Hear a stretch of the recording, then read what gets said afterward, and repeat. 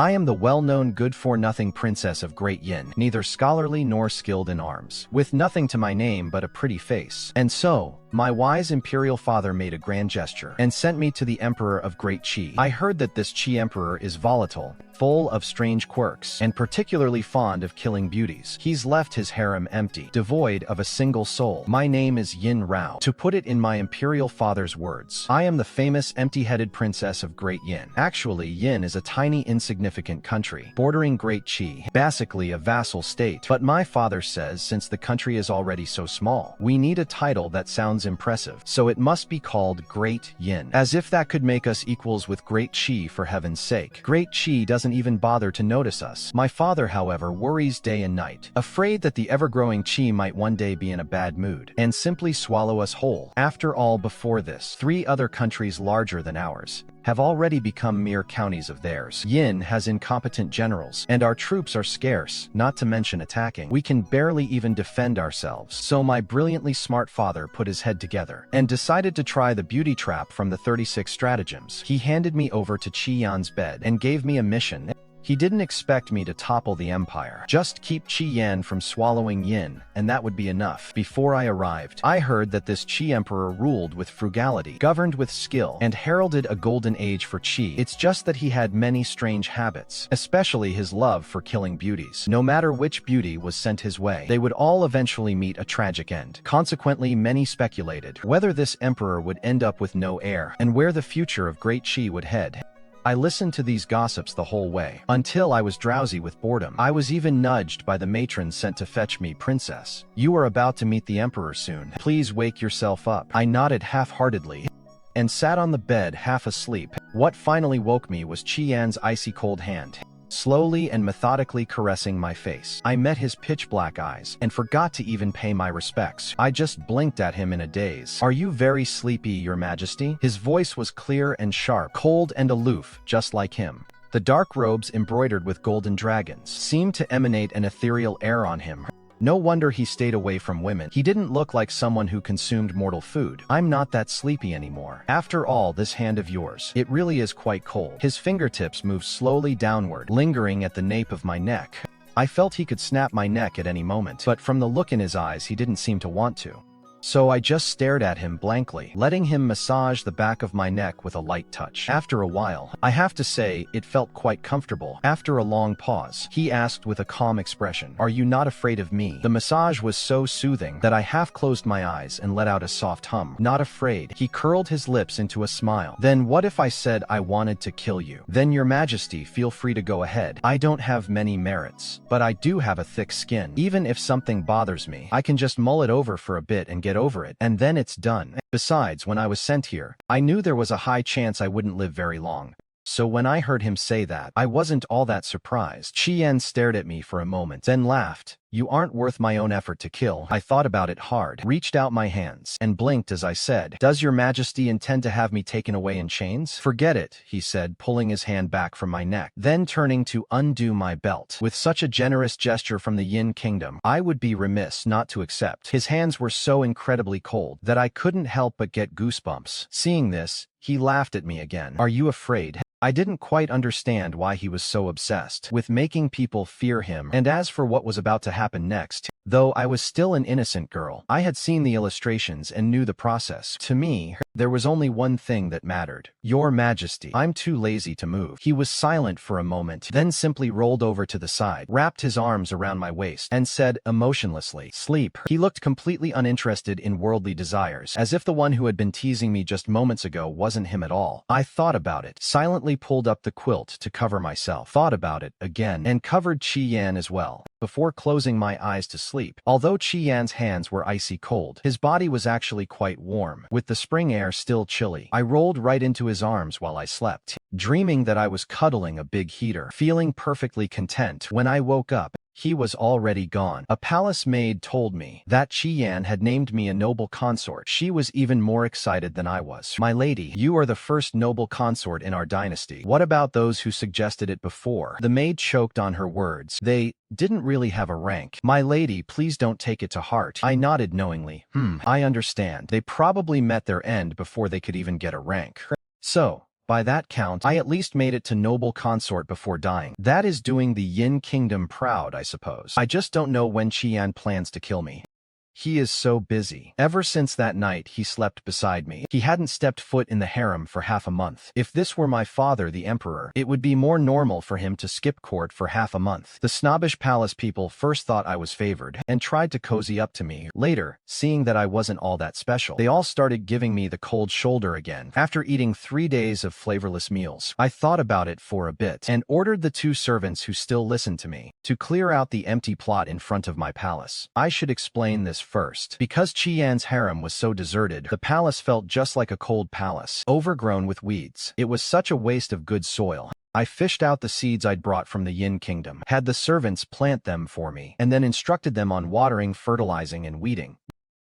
Xiao Kui, the maid closest to me, stood by and asked curiously, "My lady, the emperor hasn't been to see you in so long. Why are you still so happy?" I stared at that small vegetable patch, licked my lips and said, "People are farming for me. How could I not be happy? Back in the Yin Kingdom, I wasn't favored either, so my food naturally wasn't great. Besides, small temple, big wins, the politics were nasty. The people in my father's palace were even worse than those here in Qian's palace. I had to grow my own vegetables, which was truly hard work. Now that I can finally be a hands-off manager, it is just pure bliss." By the time Qian finally remembered me, I was squatting in the vegetable patch, happily stroking the newly sprouted shoots. Xiao Kui ran over in a panic, "My lady, the emperor is here." Just as she finished speaking, black boots with gold edges appeared right next to the young green shoots. I looked up at him. With his back to the light, his expression was unreadable. His first words were, "I heard from the servants that you want to raise chickens. Is that true?" Since the meat dishes sent from the imperial kitchen left much to be desired, I thought I'd raise a few myself. As it happens, there is an empty space behind the palace, which is perfect for keeping chickens. As for why I know how to raise chickens, well, let's just say it is a necessity of life. I briefly explained my agricultural plan to Qian,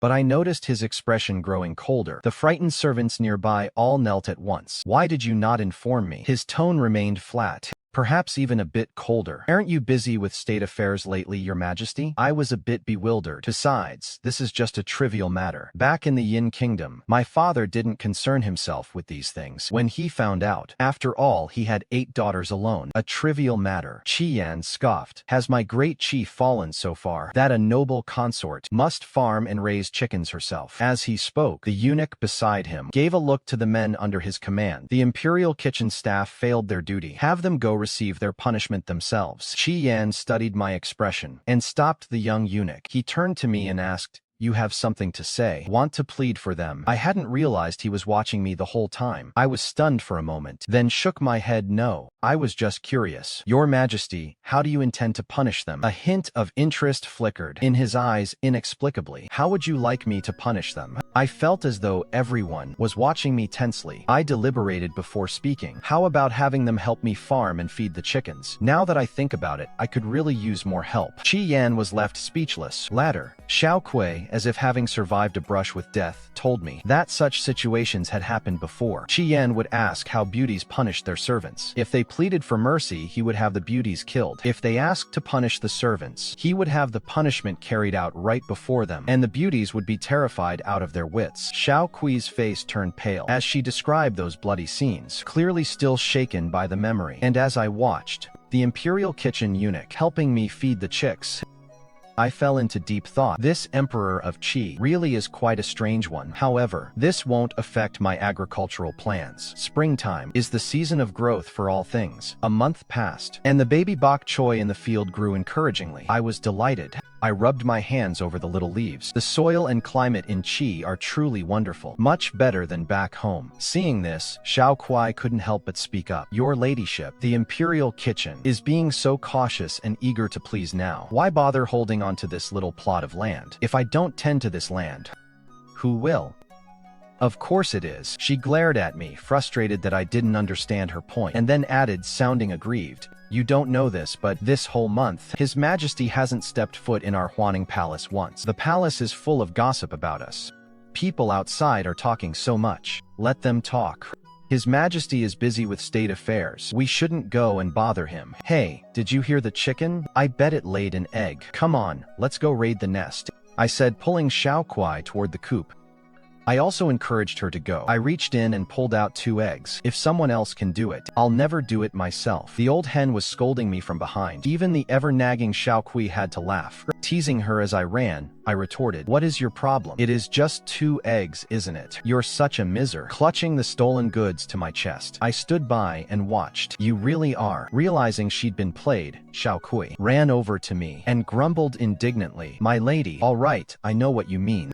I'll cook something myself today and send it to the imperial study. Happy now, it is just a little bit of vying for favor. I may have never seen a pig run, but haven't I at least eaten pork? Besides, I'd actually seen pigs run too. My imperial father had dozens of concubines. Ever since I could remember, I'd seen endless schemes to win his favor. It is just that I'm too lazy and never cared to use them. Originally, Qian just treated me like a vase placed in the palace. He kept busy with his duties, and I kept busy with my gardening. We were at peace. It was quite nice. However, the gossip outside was relentless. They were calling me a temptress who bewitched the emperor, the one who monopolized his favors. It was utter nonsense. I heard quite a few ministers submitted memorials, begging Qi Yan to fill the harem, insisting he not be swayed by a sorceress from a vassal state. Later, I heard that turmoil had broken out in the Qi Kingdom recently. Consequently, Qi Yan was spinning in circles, hardly finding time to rest. Poor guy, living in his house, eating his food, and even farming his land. I figured at a time like this, I really ought to show some appreciation. Therefore, I took to the kitchen myself and made a bowl of egg custard rich in color and taste, mainly because the cabbage in the garden wasn't ready yet. Otherwise, I could have made a stir-fried cabbage with eggs too. Xiao Kui looked troubled. "My lady, this really isn't right. Couldn't you at least make some pastries?" "I don't know how." I said honestly, "Why don't you show me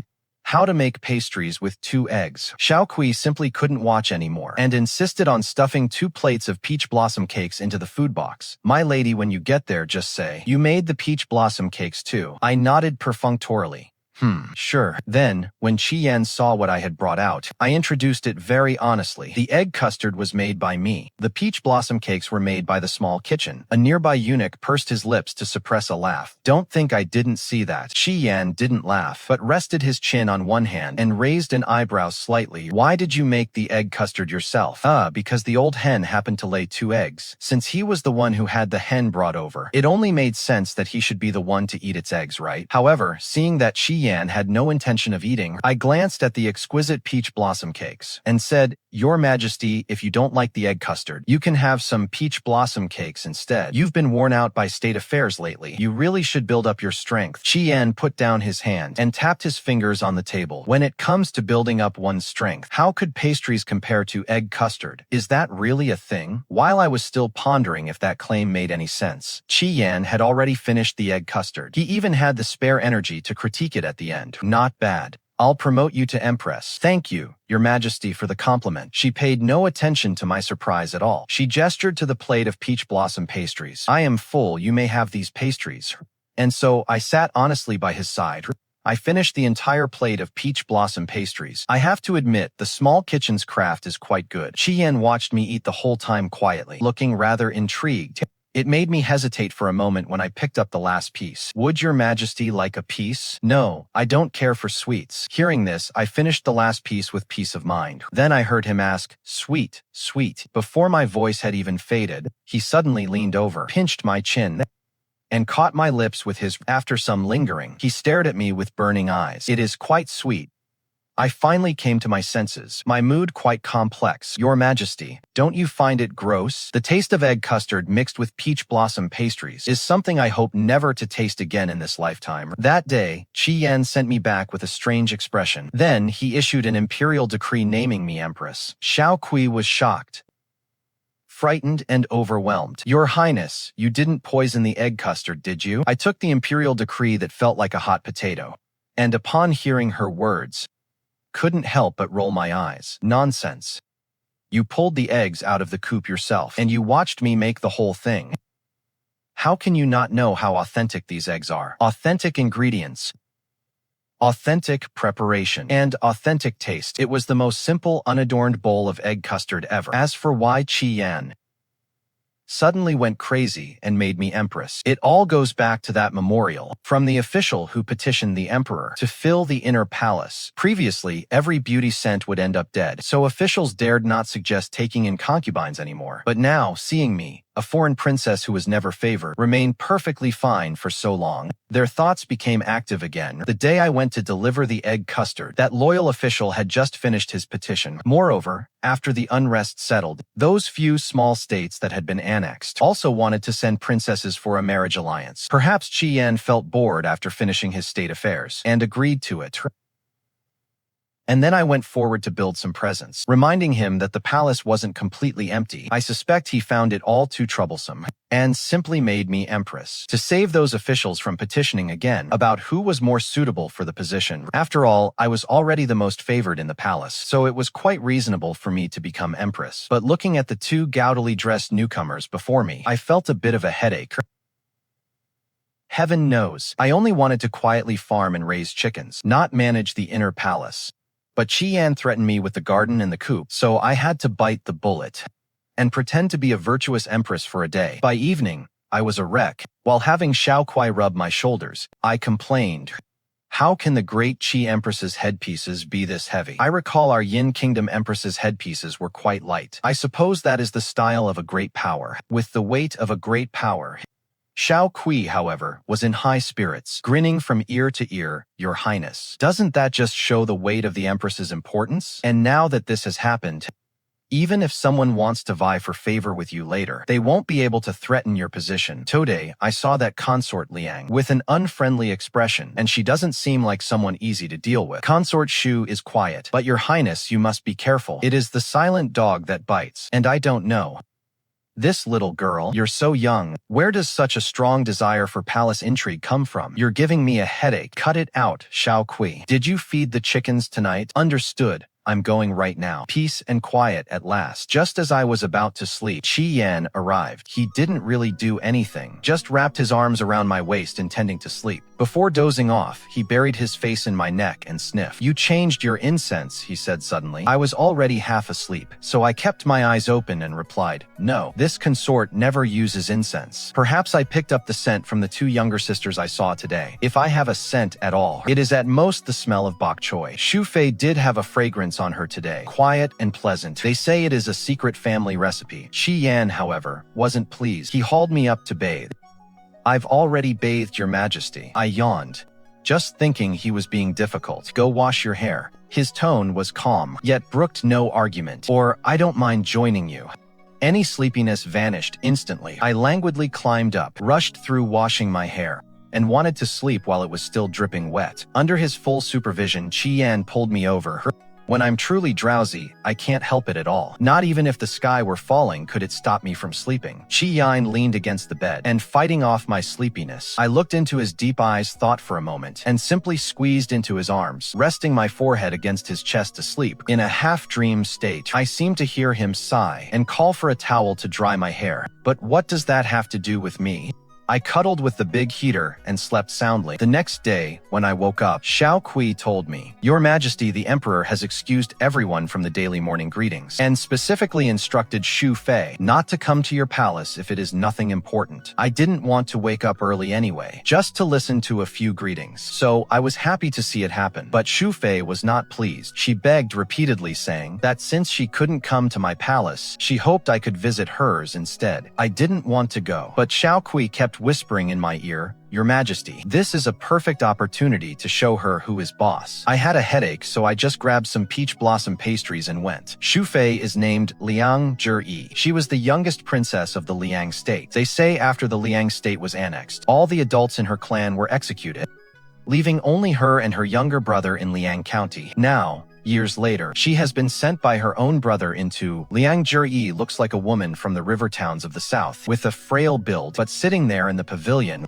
she looked just like an ink painting. "May the Empress be at peace." Seeing me arrive, she gave a gentle curtsy. "I have long heard of your beauty, Your Majesty, and have always wished to be close to you. Yesterday was rushed, and I couldn't speak with you much, so I invited you to the Listening Rain Pavilion today. You don't mind, do you?" Your Majesty." Her voice was soft and sweet, with a gentle, melodious lilt, and combined with that faint fragrance she wore, I felt my knees go weak. "Not at all, not at all." Xiao Kui pinched my hand, hinting that I should maintain some imperial dignity, but I couldn't be bothered. I happily handed the peach blossom pastries to her. "Try these pastries from my palace." Liang Ji smiled faintly, and took small, dainty bites. After a long time she had only eaten one. The rest ended up in my stomach. "You look so slender, Your Majesty. You have such an appetite," she said with a smile. I wasn't annoyed by this at all. "It's all just food, isn't it? One shouldn't waste it." I thought to myself that I wasn't actually thin. It was just all tucked away. Shi Yan liked to pinch the soft flesh around my waist, didn't he? Why did I suddenly think of him? How did I even remember such details? I was lost in thought for a good while, before I could hear what Liang Zhi was asking me. "I was wondering what His Majesty likes to eat," she asked. "I would like to make something for him myself." I thought for a moment, and said uncertainly, "Perhaps steamed egg custard." Liang Ji. That evening, Qi Yan came by again. He arrived a bit earlier than he did yesterday, so he immediately caught the scent on me. "Did you go see the consort Shu?" He asked the question, but didn't seem surprised. He then immediately ordered the servants to help me bathe and change. When I came out with my wet hair bundled up, he pulled me toward him and took the towel from my hand to dry my hair. The entire sequence of movements was fluid and effortless. Before I even realized it, I was already resting in his arms. I asked only after some delay, "Does Your Majesty dislike the scent on Consort Shu?" His tone was lazy.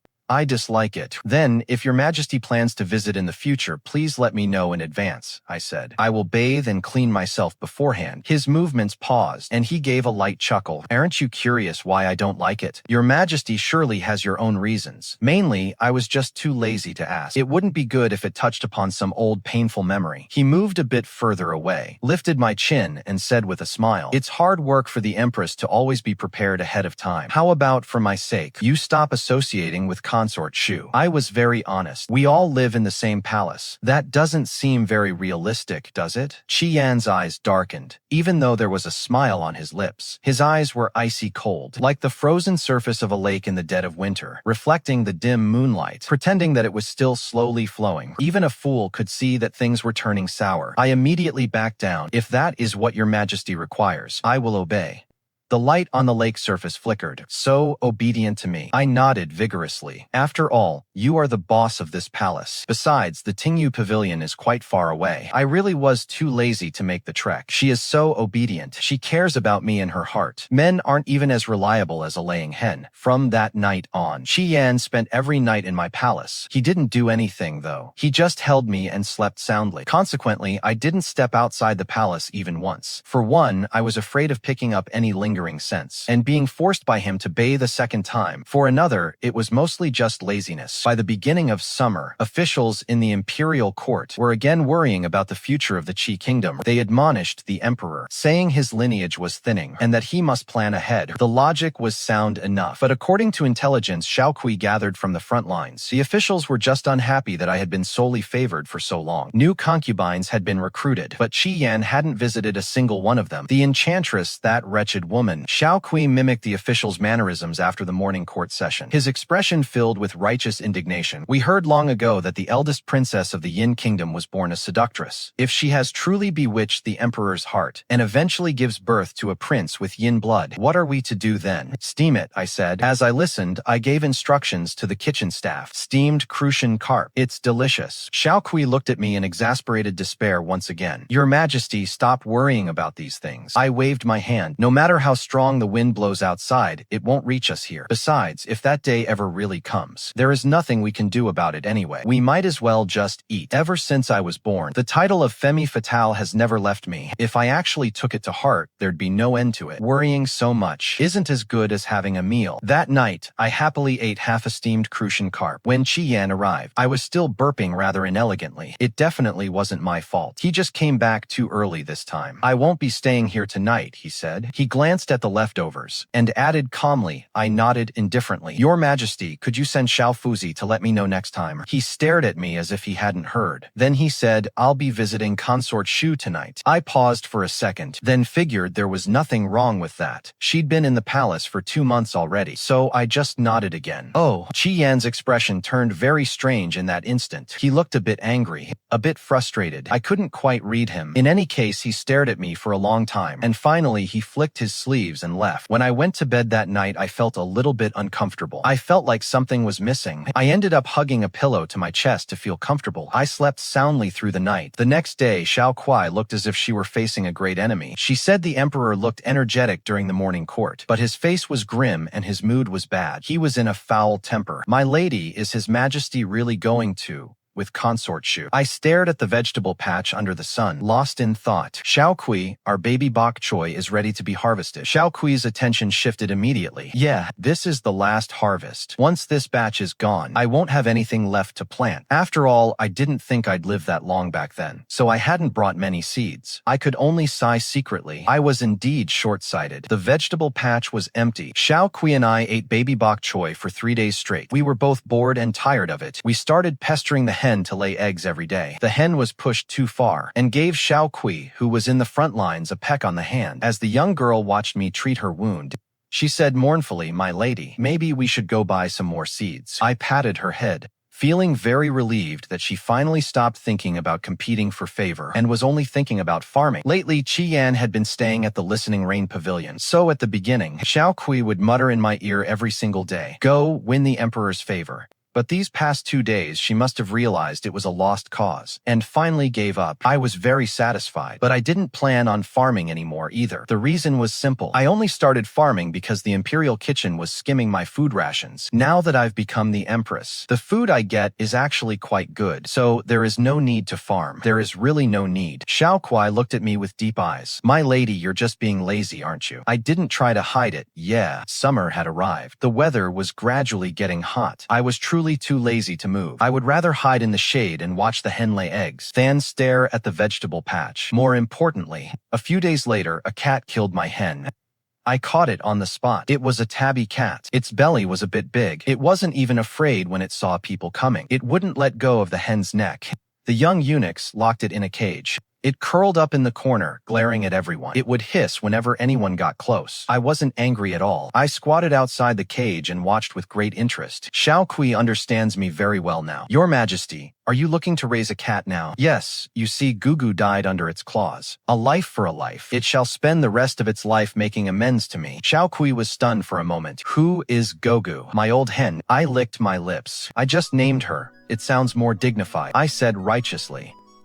Xiao Kui, it is a pity that this tabby cat has a very wild temper. It has been caged for a day and still ignores people. It won't eat or drink either. I'm starting to get a little worried watching it. Then I heard Xiao Kui come in. Your Majesty, Consort Liang is here to see you. No sooner had she spoken than Consort Liang rushed in. She saw the cage and hurried over. Mimi, you really are here. Case closed. I exchanged a look with Xiao Kui and joked, Consort Liang, if this is your cat, then you owe me a life. My Gugu died at its paws. Consort Liang looked stunned. Gugu. I put on an expression of deep grief. Gugu was my most beloved child. Consort Liang looked terrified. I have never heard that Her Majesty the Empress was with child. Xiao Kui couldn't watch this any longer. Consort Liang. Gugu is a hen that our Empress raised. She and the Empress shared a deep bond. Yes, a very deep bond. So deep that last night, I specially stewed a pot of delicious chicken soup to honor Gugu's departed soul. Consort Liang's name is Jiang Ningyao. She was originally a princess of the Jiang Kingdom. Because the Jiang Kingdom surrendered promptly, hardly anyone died. The Jiang family is still living comfortably in Jiang County. As for her entering the palace, it was purely because her father was pandering to curry favor with Qi Yan, so he sent her in. The tabby cat was brought into the palace by Jiang Ningyao. Unexpectedly, it was already pregnant when it arrived. It gave birth to 3 kittens a month ago, but only one survived. She apologized for the crimes Mimi committed, but still seemed deeply uneasy. She said she'd give the kitten to me once it turned 3 months old. I could see she was quite reluctant to part with it. Her hands were wringing her handkerchief endlessly. I said it was fine. At worst, you can just find me another chicken. Jiang Ningyao. bit her lip, and stated firmly, "No, Your Majesty. I will definitely make Mimi take responsibility for Goga's death." This time, it was my turn to say, "Fine, that works too." When I went to her palace to see the kitten, I understood why she was so firm, because Mimi's baby looked a bit messy, pitch black, jet black. In Jiang Ningyao's words, it looked like a torn rag. I have no idea which deadbeat tomcat did this. He probably didn't look like much either. And then he went and ruined Mimi. She was quite resentful. I stared at the kitten, looking it over again and again. I didn't think so, though. It is actually quite cute. Then, once it is a bit older, give it to me to raise. Jiang Ningyao scratched her head. "Does Your Majesty want to give it a name?" I touched my chin. "I'll take your suggestion. Let's call it Torn Rag." That was how Jiang Ningyao and I started spending time together. Because Torn Rag was still small, and Mimi was very protective, it wasn't convenient to carry it around. So for once, I started leaving my quarters. I'd visit Jiang Ningyao's Shanxi Hall from time to time. Jiang Ningyao has a bit of an entitled young lady's attitude, but her heart is not bad at all. She is much easier to deal with than consort Liang Juri, and, most importantly, when I brought her peach blossom cakes, she ate more of them than I did. That's when I decided she was alright. Jiang Ningyao is quite the chatterbox. She probably used to tell everything to Mimi. Now that I'm here, she pulls me in and saying, back when she heard the rumors, she thought I was a femme fatale, calculating, and difficult to get along with. Now that she sees me, she knows the rumors aren't to be believed. I solemnly correct her. Not entirely unbelievable, actually. She pauses in surprise. I say with a straight face, "I am indeed a beauty. Jiang Ningyao, to tell you the truth, my mother was originally from the Qi state, and precisely because she was as beautiful as a celestial, she was forcefully abducted by my father to be a concubine, and eventually died in grief. As for my brothers and sisters, though they look somewhat like me, they didn't have a mother as beautiful as mine, so their looks don't measure up to mine either, likely because I resemble my mother too much. My father is unwilling to see me, fearing he might recall how he ruined an innocent woman. The year I came of age, that damn state preceptor cast a fortune for me, saying I was a fox spirit reincarnated, a disaster to the realm, destined to bring ruin to the nation and the people, or at the very least, cursed to bring death upon my husbands and children. Consequently, among the civil and military officials of the Yin state, not a soul dared to marry me. Unable to find a husband, I spent 4 years waiting in vain, and after becoming an old maid, was handed over to Qian by my genius of a father. People always say beauty is a disaster. Even the nursemaid who raised me said, this good face of mine would likely be my undoing. But I wonder, could it be a blessing in disguise? For instance, now that I've become the Empress, this skin I'm in must have played a part. Jiang Ningyao has reached the point of mocking me. How conceited. If we're talking about looks, I still prefer the consort Shu's style. It is just that his personality is so strange that I honestly can't get along with him. At the end, she gossiped. I heard that the Liang family has never been entirely settled. Consort Shu has been favored lately, hasn't he? I heard this has everything to do with his younger brother. Liang Juri's younger brother is supposedly quite ambitious. He had originally been reduced to a commoner, yet somehow he snuck into the army and made quite a few military contributions during the recent suppression of unrest. Now he is considered a proper major general. I scratched the kitten under its chin and sighed, what an inspiring story. Jiang Ningyao looked at me. Hey, don't you have any thoughts on this? What kind of thoughts? She nudged me with her elbow. Weren't you the most favored one before? And now His Majesty hasn't been to see you in such a long time. I felt as if I were looking at Xiao Kui again, very helpless. Isn't the harem always like this? Why worry so much? It is better to just eat well and sleep well. Don't you agree? Rag meowed in response to me. See, he agrees with me too.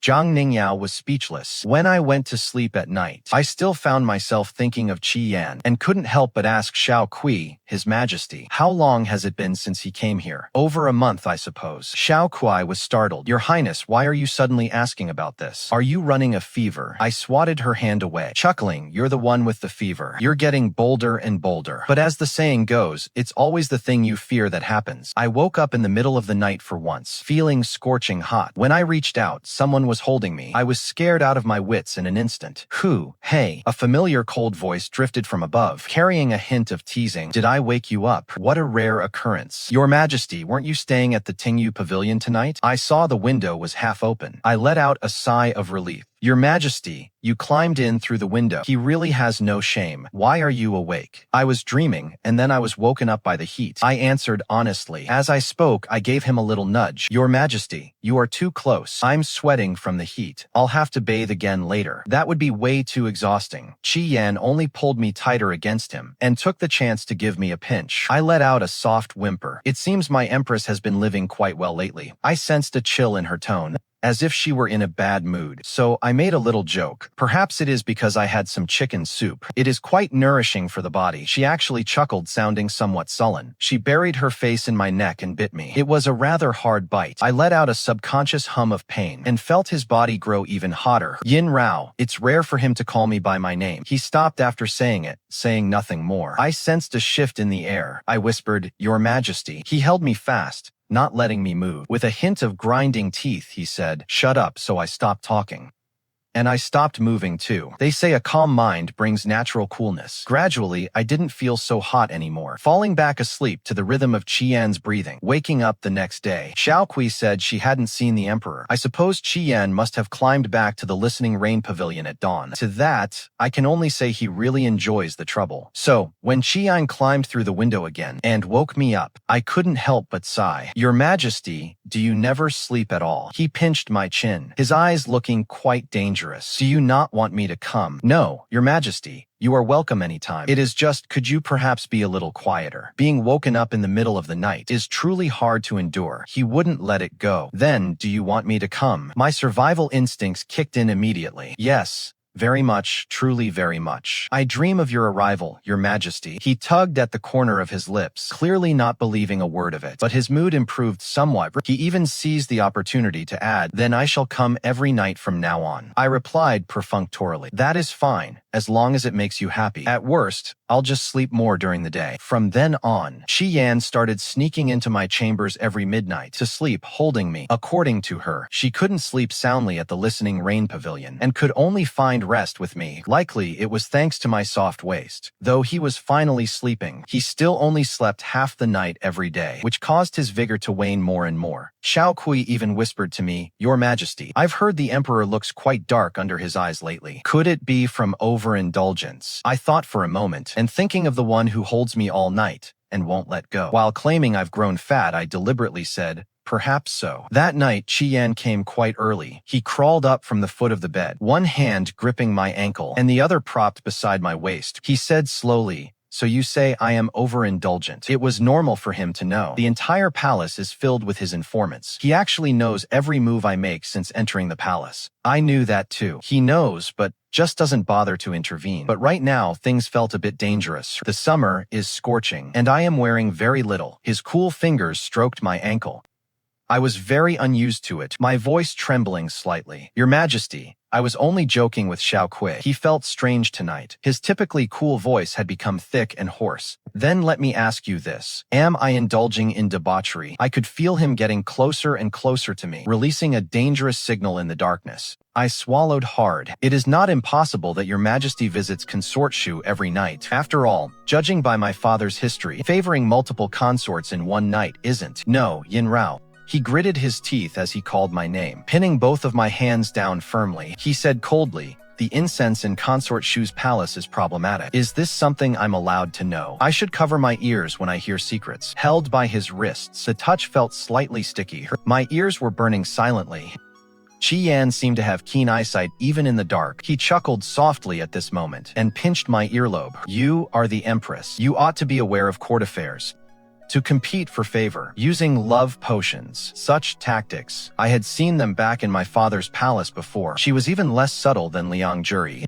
Qi Yan had sensed something wrong early on, but he chose to play along, creating the illusion of favoring Liang Juri. As for his reasons why, I wouldn't ask, nor would I guess after all. No one values their life less than their curiosity. I listened to everything in silence, then asked Qi Yan, So, Your Majesty, are you still going to sleep? It really is quite late. I'm exhausted, Qi Yan said indifferently. Sleep. But before he fell asleep, he whispered menacingly in my ear. I could actually fall asleep, but since I now knew things I shouldn't, staying alive was the priority. I leaned over and kissed him to soothe his mood. He seemed taken aback for a moment, then slowly smiled and pulled me closer. He said again, sleep. After this incident, he started coming earlier and becoming more and more shameless. From being red-faced and bashful at the start, I eventually became numb to it, and even found the courage to tease him. Your Majesty, truth be told, with you doing this every day, one could say you're indulging in debauchery. And so, that night, Yan bit me all over like I was a piece of meat, leaving me to sleep all day long, so much so that I didn't even check on the kitten. Outside, rumors still swirled about Consort Shu's favor. With the Qi Emperor gaining power, these two surviving descendants of the Liang royal family were considered quite promising. In contrast, the Jiang Kingdom, which surrendered early, was often compared to the Liang siblings, further highlighting the integrity of the latter two. When Jiang Ningyao heard these whispers, she was too angry to even eat her pastries. She complained to me, "So what if we surrendered? Did we eat their rice?" The common people of Jiang had it so hard back then. My father and brother were clearly incapable and couldn't run the country at all. Isn't surrendering just choosing the right path? I looked at her. She was about to pull a clump of fur off the cat. I hurriedly comforted her. Let them talk if they want to. You know how it is. When people have nothing to do, they love to wag their tongues. This won't affect you anyway. She remained indignant, ranting for a long while before she cooled off, then turned to ask me, Yin Rao, have you thought about your future? I paused and said casually, let nature take its course. What is the use of worrying? I never asked Qi Yan about state affairs, so naturally, I wouldn't pry into whether he has intentions of annexing the Yin Kingdom. Although my father told me to use the power of the pillow to influence him, my views are the same as Jiang Ningyao's. The people of Yin, under my father's rule, really don't lead good lives at all. And among my many brothers, most of them are also good-for-nothings. So the Yin Kingdom's future is bleak. But I wouldn't be stupid enough to egg Qi Yan on to go and swallow up the Yin Kingdom right now. It is the same old saying. It is better to avoid trouble than to invite it. I know I don't have the capacity for such things, so I don't intend to get involved in these messy affairs. Everyone has their own fate. I'm a coward, and naturally I can only live a coward's life. But as long as I'm alive, that is enough. I knew it when I was growing vegetables in the desolate palace of the Yin Kingdom. As a mediocre person, when you can just lie low, you should do so peacefully. This principle is why on the day Qi Yan was assassinated, I didn't step forward to block the blade for him. The one who rushed over first was Liang Jia. She was stabbed in the abdomen and collapsed into Qi Yan's arms, her face pale, vomiting large mouthfuls of blood. Before she fainted, she didn't forget to leave behind one sentence. As long as your majesty is unharmed. The assassin had already been captured, but Qi Yan didn't even look at him, staring at Liang Jiri in a daze. Only after the guards reminded him several times did he coldly spit out a single word. Kill. His face and clothes were stained with blood, and his aura was like an asura who had just returned from purgatory. I suppressed the strange feeling in my heart, calmly looked away, and helped deal with the aftermath. It was said that night, Qi Yan kept watch at the Listening Rain Pavilion all night long. I, on the other hand, had a rare night of insomnia, sleeping very restlessly. The next day, the Grand Court of Justice discovered that those who assassinated Qi Yan were sent by the Yin Kingdom. Qi Yan was furious. During the morning court session, he discussed with his officials the plan to send troops to conquer the Yin Kingdom. When the news arrived, Jiang Ningyao had just brought over 3-month-old dishcloth. She gave me a worried look upon hearing this. I smiled at her, said nothing, and focused on teasing dishcloth. It's just that the weather is turning cool. Autumn is probably coming soon. Qi Yan kept watch at the Listening Rain Pavilion for 3 days. When Liang Ji finally woke up, he bestowed upon her the title of Noble Consort. Her brother, Liang Jimin, was appointed as a general to lead, and they would march into the Yin Kingdom in the autumn. I was lying low safely and steadily in Huining Palace, with my daily pleasure being teasing dishcloth. Regrettably, the trees want to be still, but the wind won't stop. Rumors were already spreading outside that the assassination in the Yin Kingdom had something to do with the Empress. Some officials had even submitted petitions that I should be thoroughly investigated. Just then, a carrier pigeon was caught by dishcloth. I took the secret letter from his feet and went to the imperial study to find Qi Yan. Counting it up, I hadn't seen him for 7 or 8 days, and the atmosphere was not as harmonious as before. Qi Yan had lost some weight, and his expression was colder, but when he saw it was me, his brows softened just a little. A secret letter from the Yin Kingdom. The Empress just sent it over like this. In the letter, My father, the emperor, proposed a foolish plan, ordering me to coordinate from within to assassinate Qi Yan to prevent the Yin Kingdom from being swallowed up. Even a loser like me found it speechless. Not to mention whether his daughter could accomplish this. Even if Qi Yan were killed, would the Qi Kingdom not be able to defeat the Yin Kingdom anymore? But this letter also had one benefit. It proved that the previous assassination wasn't done by the Yin Kingdom. After all, you can't implement the same scheme twice. I honestly told him that I didn't have the guts for it and would leave it all to your majesty's decision. Qi Yan remained silent, fingering the paper. And after a long while he said, Yin Rao, do you wish for me to die? I blankly shook my head. He smiled. But if I wipe out your Yin Kingdom and kill your entire family, would you wish for me to die? I froze for a long time and honestly said, your concubine does not know. Ever since I entered the palace, your majesty has always been very kind to me. I have also heard a little about your majesty's deeds at court. To me, your majesty is a benevolent ruler, destined for eternal life. He heard me, but acted as if he hadn't heard at all. He simply walked slowly to where I stood, hooked his finger under my chin, his eyes dark and unreadable. Then what about your own selfish wishes? Do you want me dead? His voice was flat, yet it inexplicably reminded me of him at night, with his imperial robes in disarray, suppressed gasps in his throat, and my name occasionally spilling from his lips.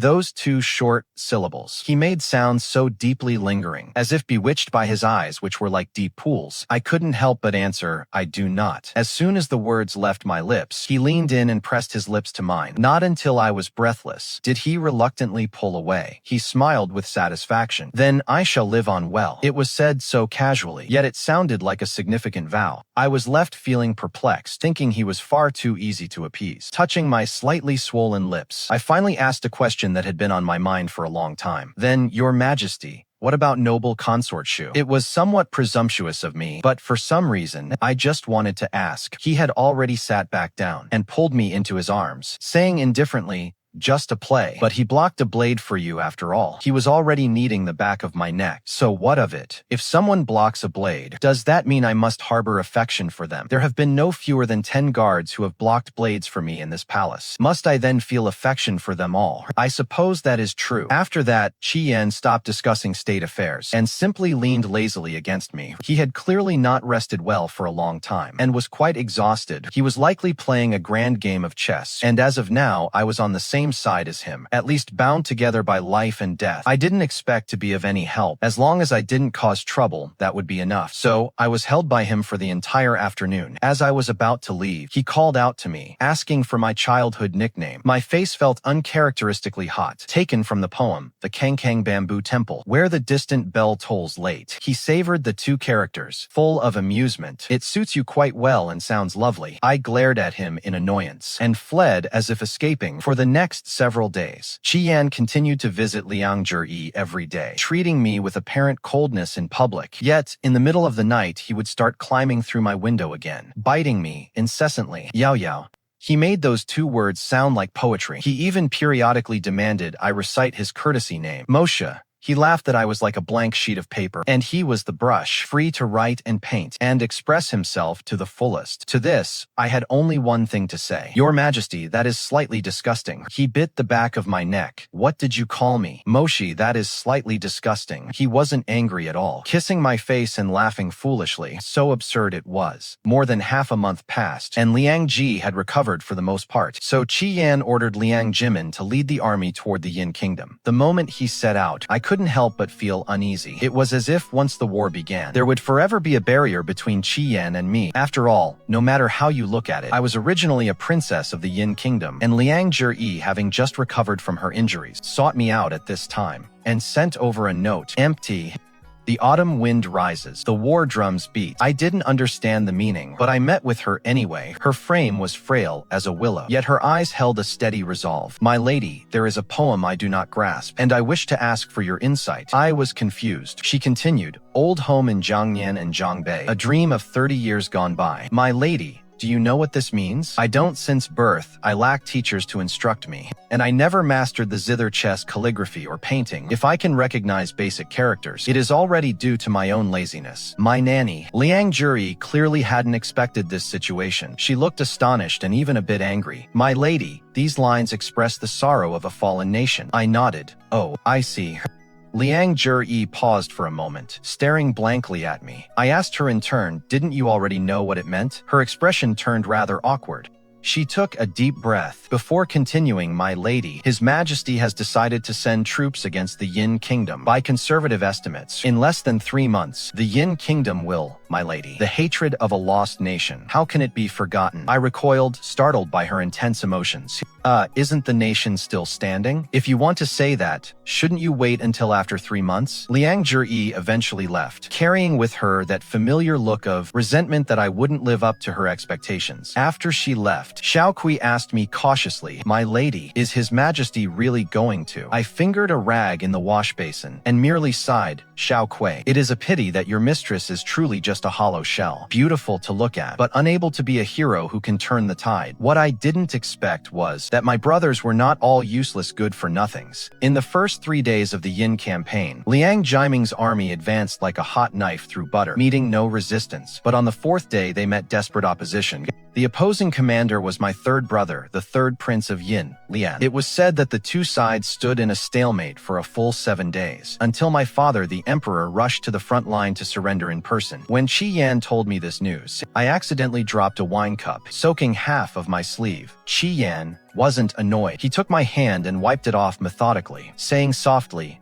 are you worried? I reacted slowly, looking up abruptly. Your Majesty, how will you deal with my family? This question, ever since the war began, had been spiraling in my mind. I could tell myself to just watch from the sidelines. After all, my mother was a woman of Qi, and half of my blood is of the Qi people.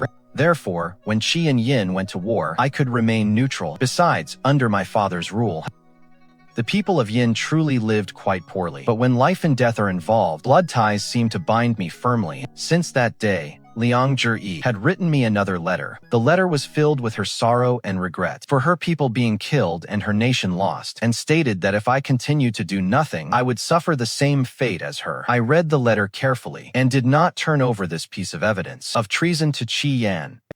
I gave Liang Zhi no response. I simply burned the letter. At that time, my mindset was that if it hadn't happened yet, there was no need to worry. But now, everything has already come to pass, and nothing can be undone. Life and death now lie in a single thought of Qi Yan. The man who holds the power of life and death stared at me quietly for a moment, and simply said, if you are the Princess of Yin, your family will likely meet the same fate as the Liang royal family. But if you are my wife, the Empress of Great Qi, your family will naturally be safe and sound. Princess of Yin or Empress of Qi, Yin Yao, look at how you choose. I think that is an unreasonable question. After thinking for a long time, I asked Qi Yan in return, in your heart, which role am I playing?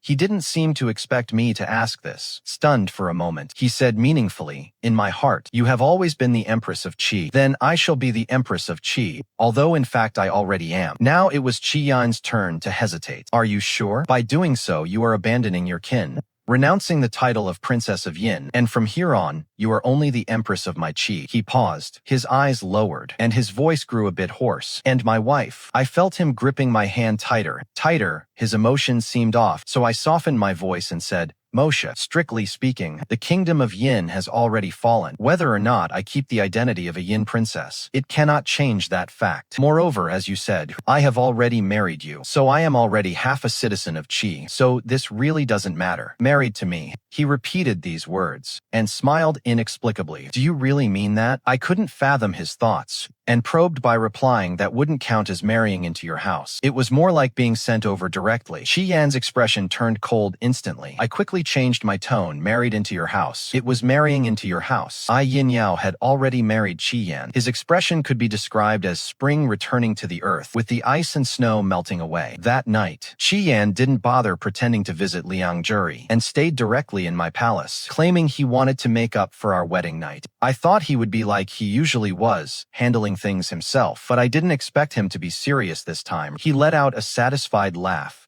and whispered in my ear, Yao Yao, you are finally mine. Waking up the next day, it was already late in the morning. Qi Yan unusually didn't attend the morning court, holding me and sleeping comfortably. I had no strength left in my body, but my mouth still had enough energy. I couldn't help but mumble, I'm exhausted. He laughed, like a rag filled to the brim. You didn't even put in any effort. What are you tired from? Saying that, he pinched my sore, aching waist. I was so annoyed I felt ashamed, and shouted, you old rag. Whoosh! The old rag flew onto the bed, landing steadily on Qian's stomach and taking the opportunity to scratch his neck. I had already scrambled to the inside pretending, but still burst into laughter. I planned to give the old rag an extra fish later. Qian pulled the old rag off the bed with a dark face, then came over to grab my hand, squinting his eyes as he said, "Yao Yao, come here." I swallowed hard. "Your Majesty, you still have wounds on your neck." He curled his lips into a smile. "I just want you to come here and apply the medicine." What did you think it was? After spending so much effort and charm and finishing applying the medicine for Qian, he finally said slowly, "Actually, I never intended to punish your family, at least not all of them. So everything I said yesterday was just to threaten you." Qian was clearly very pleased with his own craftiness, smiling in a way that just begged to be punched. "Your third brother should be able to enter the palace to see you soon. You should get ready." I was stunned for a moment. "How did you know?" "I know everything." "Yao Yao," he kissed my eyes.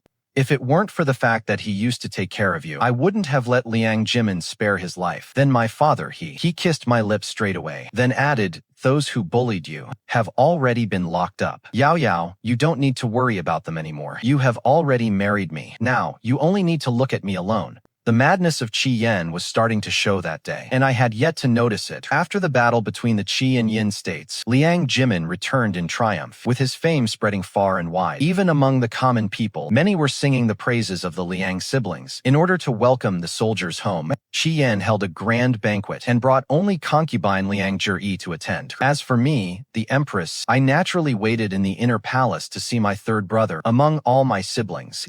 I was closest to my third brother. His mother was very close to mine, so after my mother passed away, he took great care of me. However, with so many princes, the struggle for power was fierce. His nature was pure and kind, so he was always the one to suffer, and there was little he could do. But that didn't affect my closeness to him. Back when the state preceptor calculated that I would ruin the country, he had advised our father, saying we shouldn't be superstitious about such rumors. Our father, in his prime, said with disgust, "Since her birth, my Yin state has been fraught with misfortune. Whether they are rumors, go and ask the people of Yin if they believe them." It's laughable, as the people of Yin firmly believed it. When I was young and snuck out of the palace, once my identity was discovered, I was cursed by the commoners and greeted with eggs and vegetable leaves.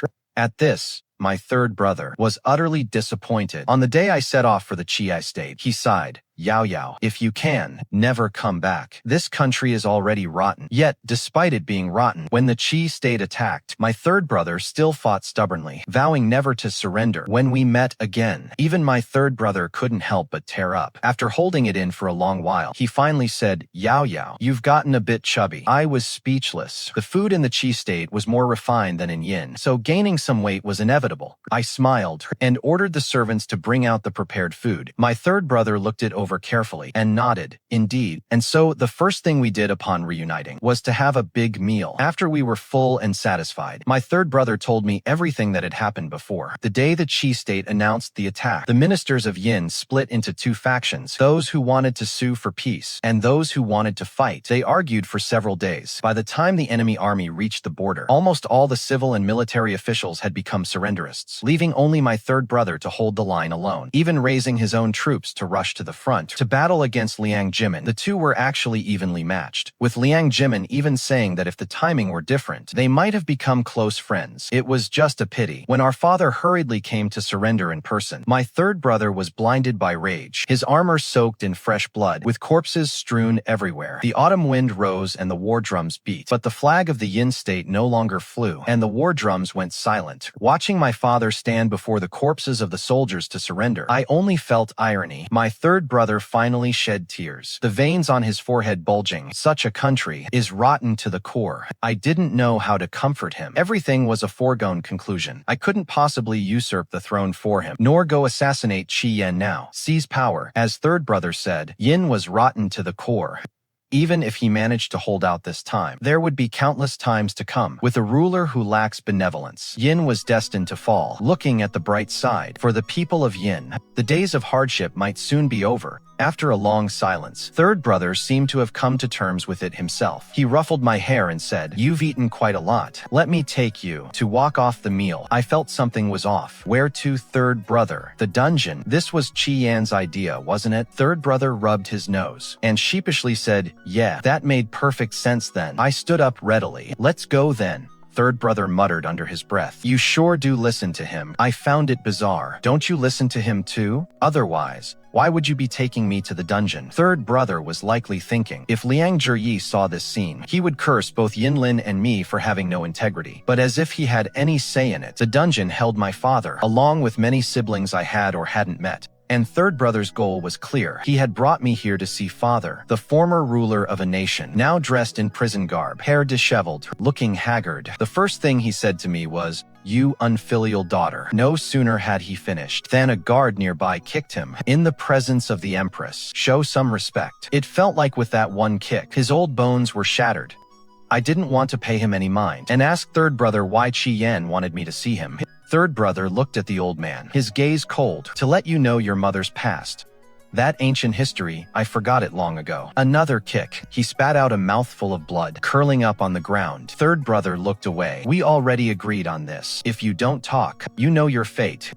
He continued to mutter curses about unfilial children. Then, in that dim cell, he unwillingly began to speak of the past. Many years ago, while he was still just a prince, he had disguised himself to infiltrate Qi. He was ambushed by accident and was severely wounded. My mother appeared at that very time. In the wilderness, where no one else was around, my mother felt pity and saved him.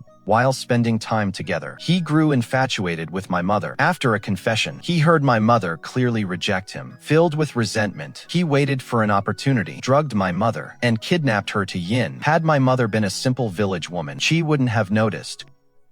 But my mother's full name was Qi Xinyao, the youngest daughter of Duke Ding. Because she was frail since childhood, she was raised in the countryside, away from the world. Who would have thought this would lead to such disaster? At that time, the Qi royal family was in chaos. Duke Ding was busy stabilizing the various factions, and because my mother always had secret guards, he didn't ask further. Little did he know he had brought a troop of men, using underhanded methods to slaughter all the guards. He took her by force. By the time Duke Ding discovered this, my mother had changed her name, trapped in the deep palace of Yin, because from the moment the secret guards appeared, knew that my mother's status was extraordinary. But consumed by lust, he ultimately committed a heinous act. After my mother woke up, she loathed him to the core. She used every possible method to escape, but was always dragged back because he loved her, yet hated that she didn't love him back. He used both threats and enticements, applying both soft and hard tactics, all to no avail. So eventually, he grew cold toward her. Even after learning she was pregnant and had given birth to a princess, he refused to step foot into her palace again. Even at the moment he heard the news of her death, he only froze for an instant, then embraced a new favorite, laughing, "Continue the music, and keep dancing." I had never known such detailed history, nor that my mother had suffered so many hardships. In my memories, he was always gentle, occasionally with a hint of sorrow gathering between his brows. But the moment his gaze turned to me, all of that would vanish.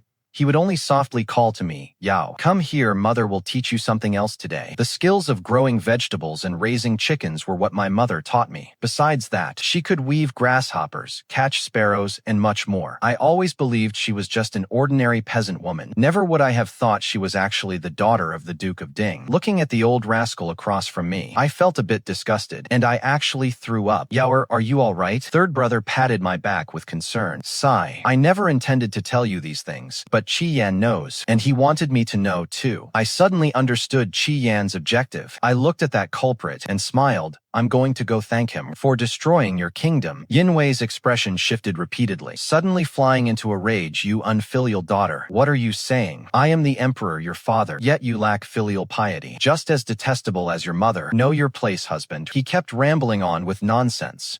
I didn't want to listen anymore, so I left with third brother. Once outside, I looked at the bright sun and asked third brother about his future plans. He smiled bitterly. "Do you think I have any say in that?" "Oh, that's right. The Yin Kingdom has fallen. Now, all the people of Yin are subjects of a fallen nation, captives with no control over their own fates. But I have my own selfish desires now. At the very least, I don't want third brother to end up like them." So I said, "Third brother, if you trust me, I can call the shots for you." He was stunned. "How do you intend to do that?" I said with complete sincerity. "I'll just try seducing Qi Yan." Yin Lin looked at me speechlessly. This conversation must have reached Qi Yan's ears. He intentionally sent someone to inform me that he wouldn't be summoning anyone to serve him tonight and would be sleeping alone. Is such a trivial matter really worth announcing to the world? I felt a bit speechless. When Xiao Kui learned I was going to seduce Qi Yan, she expressed her full support. It took half a day to dress me in those bizarre clothes, which even shocked Raggedy. She didn't even recognize me. The girl's desire to compete for his favor clearly hadn't faded. Xiao Kui was very satisfied. "Your Majesty, you look like a celestial beauty. You're sure to win the Emperor's favor." And so, I was delivered to Qi Yan's bedchamber. When I arrived, he was still in the study handling state affairs, so I was left alone in the bedchamber to wait, just like the day I first arrived. But I've become pampered, with my head full of pearls and jade, wearing that strange dress. I was very uncomfortable, thinking that Qi Yan had already seen me every which way. I took matters into my own hands, and stripped off everything Xiao Kui had put on me. I waited for Qi Yan on the bed in just my undergarments, and then I fell asleep. When I woke up, Qi Yan was lying by my side, tracing my brows with his fingertip. Seeing my eyes open, he curled his lips. "Is this how you go about seducing me?" I wasn't yet fully awake. What seduction?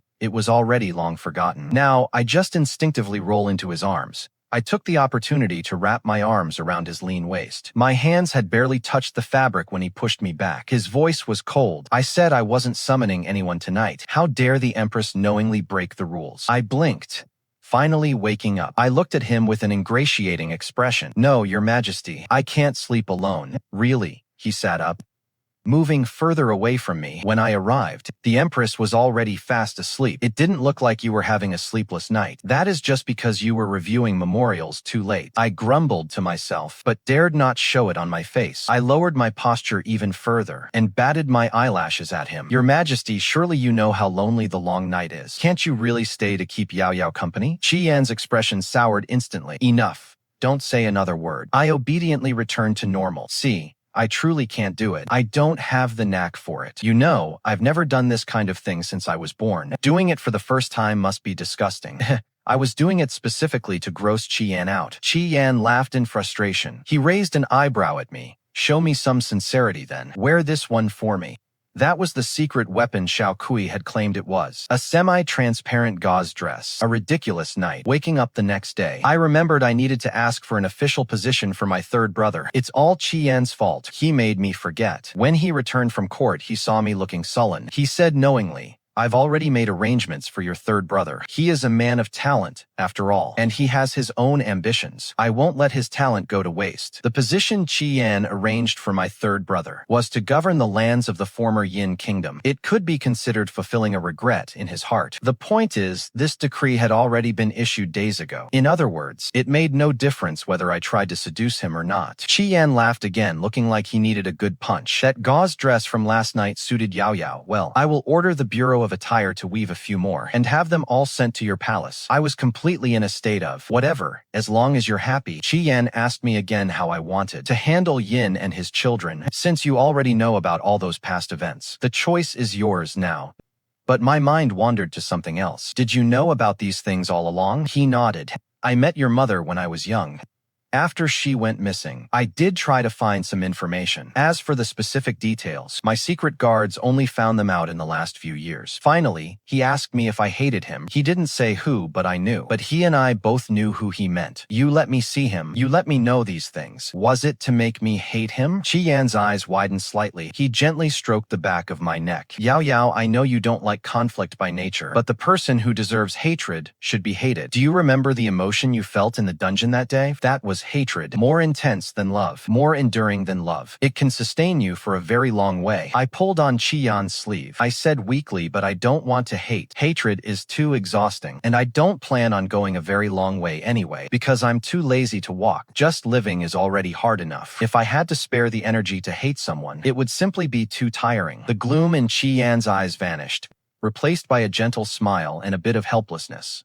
One day you're going to die of laziness. I nodded. Yeah, that is not impossible. Beside us, Xiao Kui let out a sigh. Because they were ultimately sentenced to immediate execution. Qi Yan made the decision for me. He said that since I didn't dare to kill them, he would do the killing for me. Those brothers and sisters of mine were all exiled to the frontier. Only my third brother had to go to Yin County to take up his post. On the day of his departure, he kept looking back with every step he took, filled with reluctance. If things don't go smoothly, you must write to me. I found it amusing. It wasn't as if we would never see each other again. Brother, why are you doing this? He seemed to glance at Qi Yan and said to me with a smile, forget it. If I don't take the initiative to come see you, given your personality, you surely wouldn't visit me in 800 years. Oh, that is actually true. In the end, it was Qi Yan who brought me back from my distraction. Yao Yao, the wind is picking up. Let's head back. After everything settled down, there were still some rumors left. It was said that it was a pity the Liang Kingdom lost all those years ago, and that the Liang siblings were miserable people. This is all just the usual talk, nothing worth noting. It is just that from some point on, rumors began to spread that the current emperor was not of the Qi royal bloodline, but was actually an imposter.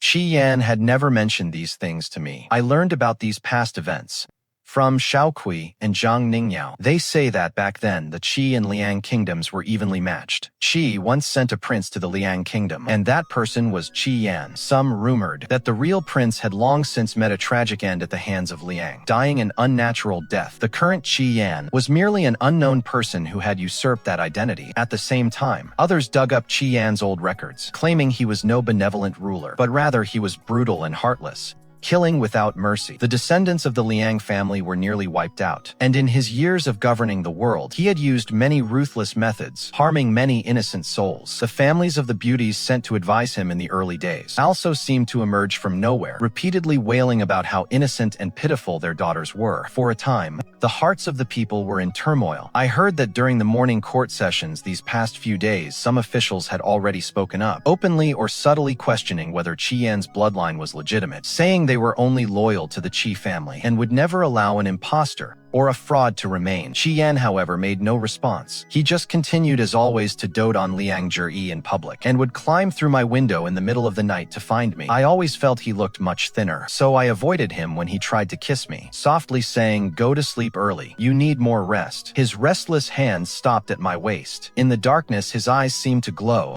"Are you worried about me?" I pretended not to hear the amusement in his voice. "Yes, I'm afraid you'll drop dead, and I'll lose my safety net. You heartless thing." I didn't speak, only rubbed against his chest. After a long pause, he said, "Yao Yao, how about you come with me on the autumn hunt in a few days?" On the surface, it was a request. In reality, it was a notification. I had no right to refuse. Zhang Ningyao used the excuse of taking care of Mimi and the cat to refuse to come along. However, the day before I departed, she warned me to be careful. Who was I supposed to be guarding against? Naturally, it was Liang Zhi, who was coming along. Ever since the Yin Kingdom surrendered, Liang Ji had started to look down on me. He no longer tried to rope me into a united front like he used to. I, for one, was glad to have him stay away from me. It was just that during the autumn hunt, we would inevitably cross paths. I had been worried that the Empress would be too devastated, but fortunately, she seemed to be in good spirits. She was all smiles, but that just made me uncomfortable. "I've eaten well and slept well every day," I replied perfunctorily. "So naturally, I look well." "Is that so?" He smiled slightly. Then, feigning concern, he added, "Your servant heard that the borderlands are bitter and cold. I wonder if your siblings are able to eat and sleep well." I yawned and said, "Thank you for your concern, Noble Consort. If you are truly so worried about my siblings, why not go to the border and see for yourself?" His face paled slightly. He looked at me with suspicion and stopped speaking. I knew he looked down on me, and I didn't expect him to understand me. After all, it is said that the descendants of the Liang clan are deeply attached to one another. It is only natural for him to speak up for his kin, but I do not have such kind-hearted kin, so naturally I could never practice such patient endurance as he does. Those with different goals cannot work together. Qi Yan arrived. I didn't want to deal with Liang Zhi, so he proposed taking me with him to hunt, but I was too lazy to move. "I don't know how to ride a horse." He looked as if he had expected this. "I'll ride with you. Or you can stay here with Noble Consort Shu and wait for me to return. I'll go with you." The hunting ground was a forest, interlaced with shades of green and gold. Occasionally, a falling leaf would drift down, accompanied by the rustling sound of hooves hitting the earth. If one ignored the kisses Qian kept pressing against the back of my neck, this scene would have been an unforgettable sight. I shifted my body and said speechlessly, "Qian, didn't you come out to hunt? 2 spotted deer have already run past us." He gave a soft laugh. "No rush." He then tugged on the reins, letting the horse walk leisurely through the woods, as if he were waiting for something. A long while later, when we were deep in the forest, an arrow flew out from somewhere, startling the horse into a wild gallop. The wind whistled past my ears, and countless more arrows pierced the air from every direction. Most were blocked by the nearby hidden guards, and the few that slipped through were dodged by Qian. With one hand on the reins, and the other wrapped firmly around my waist, he could still manage a laugh. "Are you scared?" I pressed tightly against his chest, unable to tell if the heart hammering wildly was mine or his. I heard myself ask, "Are we going to die?" Qian chuckled softly, his chest vibrating. "Yao Yao, you won't die." Yes, I wouldn't die, because the arrows aimed at us were ultimately taken by Qian. When the horse was struck and collapsed, Qian held me and rolled several times across the ground. When we stopped, I realized something was wrong with him. There were no more pursuers behind us, but ahead lay only an unfathomable dense forest. As if, between heaven and earth, only Qian and I remained. Qian had already lost consciousness. The arrow in his back seemed to have been snapped off by him already, leaving only a small segment embedded in his flesh. Because he wore black clothing, it was hard to tell how much blood had been shed. It was only then that I suddenly realized, amidst the scent of vegetation, there was also an overwhelming stench of blood. He had said, "Yao Yao, you won't die," because he had taken them all for me, or perhaps they were meant for him all along. Dazed, I wiped his disheveled face clean, and with great effort dragged him to a more secluded spot, leaning him against a tree. I was infinitely grateful that my mother had taught me about wild herbs when I was young. Relying on my hazy memory, I found some medicinal herbs nearby to stop the bleeding. Then, clenching my teeth, I pulled the arrow from his back, applied the chewed-up herbs, and tore a strip of fabric to bandage him. After all that, my head was soaked with sweat, half because he was so heavy that I had to use all my strength to move him, and the other half because my heart remained knotted in fear. My hands were trembling slightly while I bandaged him. Eventually, utterly exhausted, I leaned against Qian and fell asleep, having a strange dream. At the end of the dream, Qian gave me a sorrowful smile and said nothing more. When I woke up, it was already evening. Qian was still unconscious. The sun had set, and a damp chill hung in the forest. I felt Qian's forehead. It was covered in a thin layer of sweat, and felt ice cold. My heart sank instantly. With no other choice, I pulled him close and held him tightly, wrapping both of us in his outer robe, trying to share some warmth. The surroundings grew darker. Occasionally, there was the sound of birds returning to their nests, and the rustling of animals moving through the brush. I felt sleepy again, but I didn't dare to sleep, so I kept babbling in Qian's ear, talking about all sorts of nonsensical things. Po Mabu is getting bigger, and his personality is getting naughtier too. Everyone says he doesn't look very good, but I think he's quite cute. How should I put it? He has a strange kind of beauty. Did you lie to me when you said you liked egg custard? Were you just teasing? I even made egg custard for Zhang Ningyao once, and she said it was just the most ordinary custard ever. If you ask me, it's all your fault for letting those 2 deer run off this afternoon. Otherwise, we wouldn't be starving right now.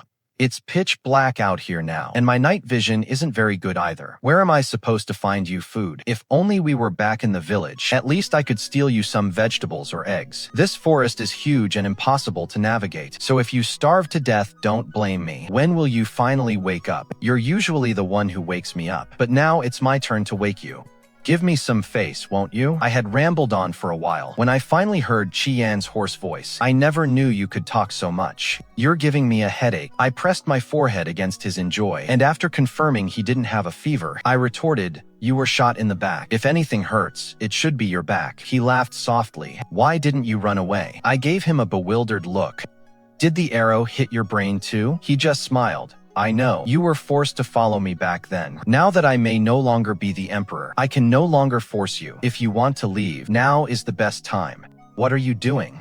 I bit his lip and said speechless, I wanted to see just how stubborn you are. Yin Rao, I stood up, cutting him off, saying all this useless stuff is not as good as looking around and thinking about how we can get out. His night vision is excellent. He is the only one I can count on. Qi Yan didn't move. He just kept looking at me. I really hate this look of his. It's as if he's dying to be abandoned by me right now. Do you think you're so powerful, making me do whatever you want? If there's something I don't want to do, no one can force me. Do you understand? And even if I were to leave, I'd have to go back first, pick up my things, and take Pomabu with me. Do you think if I just walked away and left you here, I could live a happy life? Qi Yan, is there something wrong with your head? You never tell me anything. You just arrange everything on your own, and then hypocritically say you're willing to let me go. I may be a bit dim-witted, but I'm not someone to be pushed around like that. Whatever grand game you're playing, and whoever you're playing against. Before I left, I already promised Jiang Ningyao and Xiao Kui to bring them 2 little rabbits to play with. Do you feel like you owe me a lot or something? Then pay me back just the way I want. First, get me out of this shitty forest. Then catch me 2 rabbits. And finally, take me back. I finished my long rant, but I still didn't feel satisfied. Changing the subject. Or is it that you've fallen for Liang Jia and are just looking for an excuse to let me go? Qi Yan, you heartless traitor. Just as the emotion hit its peak, Qi Yan stood up and pulled me into his arms. After a long moment, he sighed. I'm really afraid of you. That little mouth of yours is just too good at talking. I was still fuming, turning my head away, unwilling to engage with him, only for him to pull me back again. Sorry, I won't chase you away anymore, he said softly. So you aren't allowed to talk about leaving me either. I never said that. That is just something you imagined on your own. He was silent for a moment. I suppose that is true. So, what on earth is this man thinking about all day? Qi Yan shamelessly leaned in, rubbing his nose against my cheek. Then you've never said you wouldn't leave me either. I'm not stupid. You're always running to Liang Zhiyi's palace. Why would I say something as desperate as that? He laughed foolishly. Are you jealous? I didn't want to answer. Changing the subject, doesn't your shoulder hurt anymore? As if he had just remembered, he gasped dramatically, it hurts. I looked at him suspiciously. Is it really that painful? He nodded. Mean. Hump serves you right. The bickering over. Qi Yan relied on his keen eyesight and memory, and led me out of the forest, where we happened upon the people searching for us. It was only under the lamplight that I noticed his face was frighteningly pale, and he looked incredibly weak. I feared that his calmness before had been a facade. My eyes welled up with tears in an instant, so anxious I nearly carried the imperial physician over myself. Qi Yan patted my hand comfortingly. I'm fine. I promised you I would live well. That was a long time ago. I had almost forgotten it. I rubbed my eyes. Sniffling, you aren't allowed to go back on your word. You still have to catch me those rabbits. His pale lips curled into a smile, and he told the others, let the Empress go and get some rest. I was indeed feeling haggard and exhausted myself, so I didn't resist, dutifully going out to eat and wash up. Before getting a good night's sleep, I woke up the next day. The guards said the physician had already checked him, and besides the shoulder wound, there were no other major issues. Qi Yan was currently resting and not wanting to disturb him. I stood outside the tent and asked the guards, have you found out who was responsible? Qi Yan once told me that the feeling in the prison that day was called hatred, and now I felt like I was experiencing it once again. Presumably, Qi Yan had issued an order, so the guards didn't hide it. It was the Noble Consort Shu's people. The Liang siblings, one tried to assassinate Qi Yan at the hunt. The other was in the city mobilizing troops to usurp the throne. But Qi Yan had likely calculated everything. The assassination failed, and the coup failed as well. The moment Qi Yan met with the accident that evening, both were captured. I couldn't help but wonder if the wound on Qi Yan's shoulder was also just a part of his plan. Thinking this, I asked him exactly that while feeding him his medicine. He didn't seem surprised, nodding calmly. It was a bitter ruse. I couldn't understand why. I wanted to know if you loved me. His hand slowly climbed to the back of my neck again. Based on my past experience, this gesture indicated his desire for control. I only felt it was absurd. If I didn't love you, would I sleep with you? Qi Yan, think about it. Given your personality, what do you think? Darn it, he has got me wrapped around his finger. Qi Yan continued unhurriedly. Do you still remember what I taught you before? That is called hatred. You said it was too exhausting, so now I will teach you something else. Yao Yao. The confession you made to me last night is called love. I saw the stubbornness and madness deep in his eyes. I suddenly understood something. If I had decided to abandon you and leave alone last night, would I have died? Qi Yan nodded, in silent confirmation. Do you remember the fan I showed you? The one made of beauty bones? Although I've never killed anyone in front of you, I am actually not a good person. In corners you know nothing about. I have killed countless people, so I figured I could also kill the person I hold dear. That is my true self, Yin Rao. I pondered for a long while. Wow, I sighed, that's quite twisted. Qi Yan twitched the corner of his mouth. Besides that, do you have any other thoughts? I nodded. Get well soon.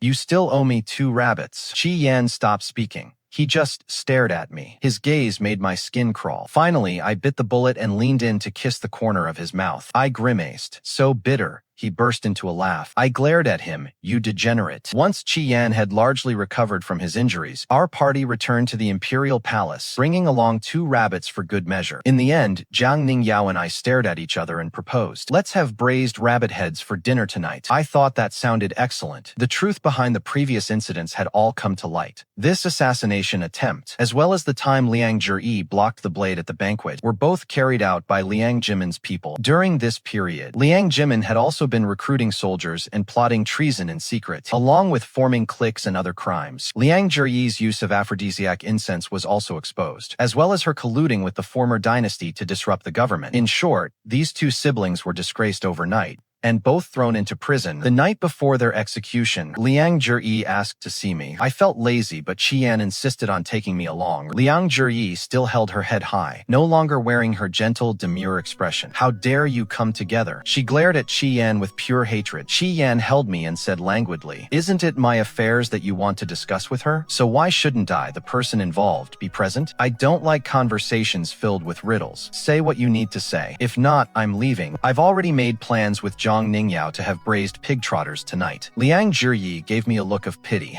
Do you have any idea what kind of man is by your side? I answered quickly, a degenerate. Then Qi Yan pinched my waist. I pushed him away. You go out, I want to have a private word with her. I sat across from Liang Zhiyi, rested my chin in my hand and said, all right, what is it you want to tell me? What could it be? It's nothing but some old history. Qi Yan is not the prince from back then. He was the little eunuch who accompanied the prince. As for why Liang Zhiyi was so certain, it was because it was the Liang people who killed that prince. No one expected that later that little eunuch would assume the identity of Qi Yan. I rubbed my face. I didn't quite believe it. Are you sure he was a little eunuch? Not some little imperial guard or something? Of course. What are you trying to imply? I touched my chin.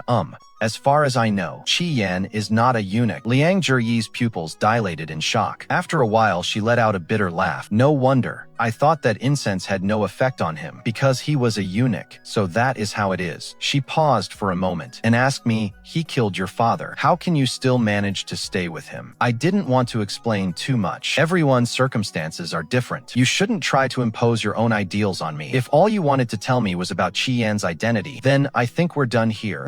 As I stood up to leave, Liang Zhiyi called out to me again. Don't you find such a person terrifying? As someone who shares your bed, to be so calculating? I nodded in agreement. He is pretty terrifying. Then why don't you leave? He asked as if it were only natural. Too much effort to run. That night, for once, Qi Yan just held me while we slept. He didn't do anything else. He told me, in truth, I am also a prince of the Qi Kingdom, but born to a palace maid, and held in no favor at all. Back then, only that prince was kind to me. So, I disguised myself and followed him to the Liang Kingdom. I never expected such a tragedy to occur. In order to seek revenge, I had to assume his identity. Afterward, I built up the strength of Qi, and in one fell swoop, annexed the Liang Kingdom. I couldn't help but marvel. What an inspiring story. Is that all you have to say? Oh wait, I just remembered something. Jiang Ningyao wants me to ask you to let her leave the palace. It turns out Qi Yan kept her here, solely to keep me entertained. Now that he has finished dealing with the affairs of Liang, and Jiang Ningyao also finds palace life too dull, she wants to head out. That is a minor matter. Do you have anything else to say? I thought for a moment. It is time for bed. Qi Yan bit me in frustration. I laughed. All right, let me ask a question. Why doesn't Yin Rao just leave Qi Yan, that freak? In that instant, Qi Yan's breathing seemed to stop. I hugged her back and whispered in her ear, because she learned how to love. Hatred is too exhausting. It is easier to just love you.